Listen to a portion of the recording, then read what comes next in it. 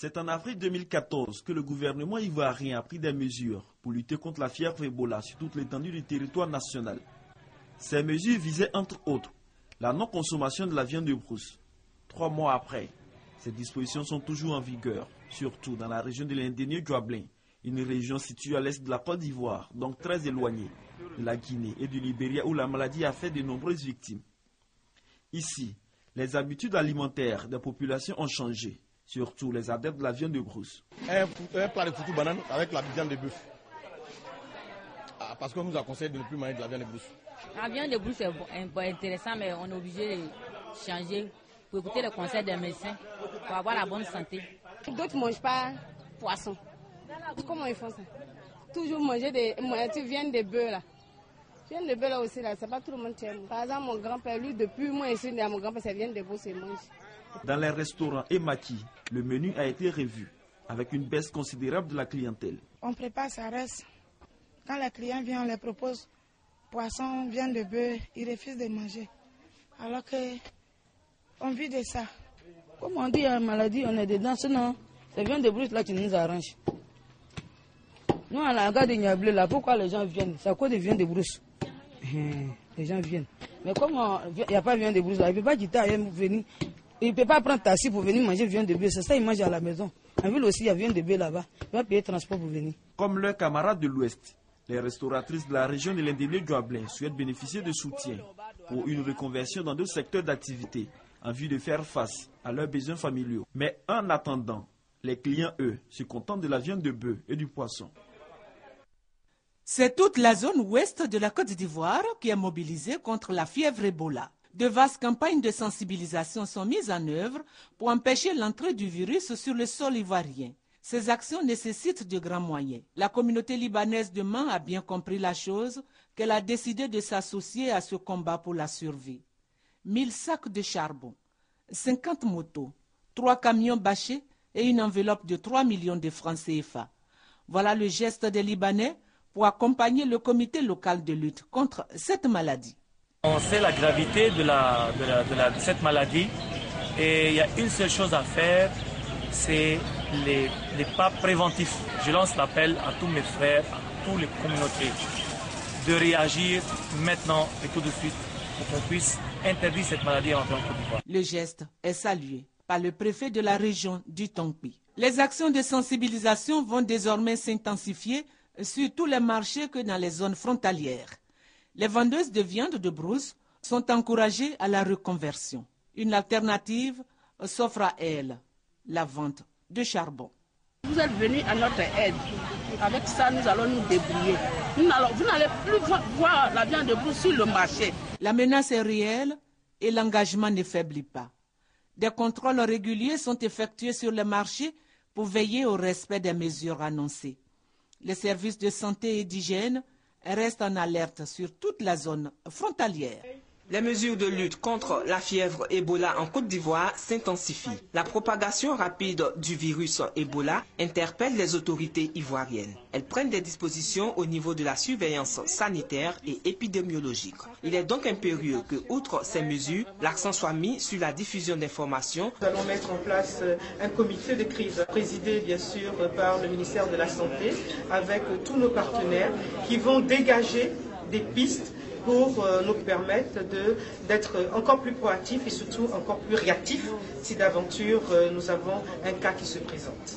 Je crois que ce qui était important de dire, c'est de noter d'abord qu'il n'y a pas de cas avérés d'Ebola dans ce pays. C'est important qu'on le dise et qu'on le répète parce qu'en fait, il y a pas mal de rumeurs qui ont été circulées dans ce pays et en dehors de ce pays. Nous avons mis également l'accent sur les aspects de communication qui nous paraissent essentiels. Et là, le comité de crise qui sera mis en place par le ministre sera donc amené à se pencher sur toutes ces questions. Le ministère de la Santé et de la lutte contre le sida ne baisse pas la garde et mène plusieurs activités telles que les contrôles sanitaires renforcés à l'aéroport Félix Houphouët-Boigny d'Abidjan et l'organisation des campagnes de sensibilisation.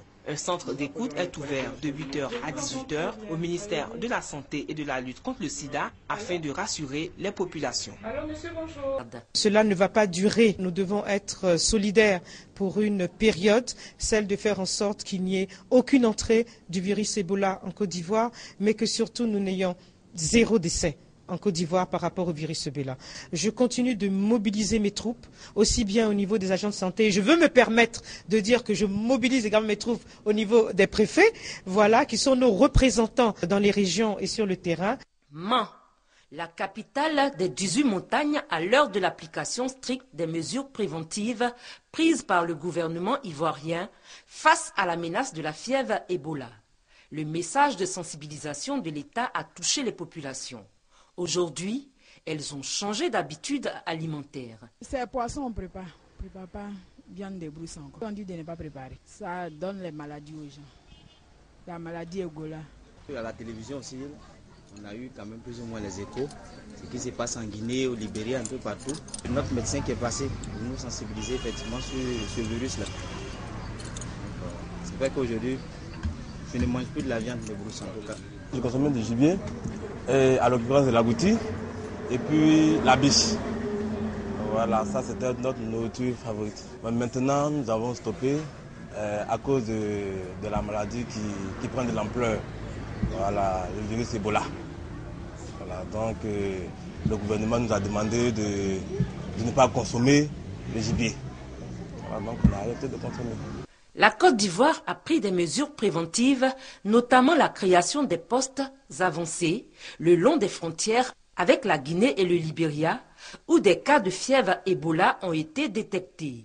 Les districts sanitaires sont à pied d'œuvre dans leur mission de veille et de contrôle pour traquer des cas éventuels. À ce jour, aucun cas n'a été détecté. Dans la sensibilisation des populations, tous les préfets des départements du district des montagnes sont en première ligne, multipliant les contacts avec les composantes de la population. Avec la Guinée, nous avons une frontière importante. Je suis allé, n'est-ce pas, à la frontière, une frontière, je dis officieuse, par le village de Glanlé, où j'ai échangé avec le chef de village, avec tout, n'est-ce pas, toutes les populations, pour leur dire de faire attention. Et je pense, n'est-ce pas, qu'elles ont compris. Et à leur niveau aussi, n'est-ce pas, elles s'organisent. C'est la première fois que nous avons une telle épidémie. Bon, il y a encore des incrédules, mais je pense qu'on va faire un effort pour que ça rentre définitivement et que les gens soient convaincus que la maladie existe. Le virus est logé tout d'abord chez l'animal, plus particulièrement la chauve-souris, les chimpanzés et certains rongeurs. Alors vous savez qu'en Côte d'Ivoire, nous affectionnons particulièrement les porcs-épics et l'agouti. Donc il faut éviter, jusqu'à ce que nous soyons sûrs qu'il n'y a plus de risque de consommer l'agouti, mais surtout de le manipuler. Parce que la transmission se passe à partir des fluides, n'est-ce pas, la sueur, le sang. Nous avons fait en sorte que toutes les régions, il y ait des postes avancés. Donc les précautions que nous prenons sont des précautions aussi bien au niveau terrestre qu'au niveau aéroportuaire.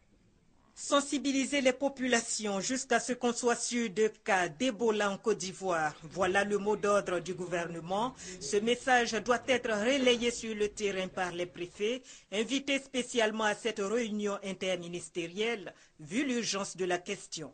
Si des cas de fièvre Ebola ont été découverts au Libéria et en Guinée-Conakry voisin, il n'est pour le moment pas établi qu'il y en ait dans l'ouest du pays. Le gouvernement invite néanmoins l'ensemble de la population ivoirienne à la vigilance.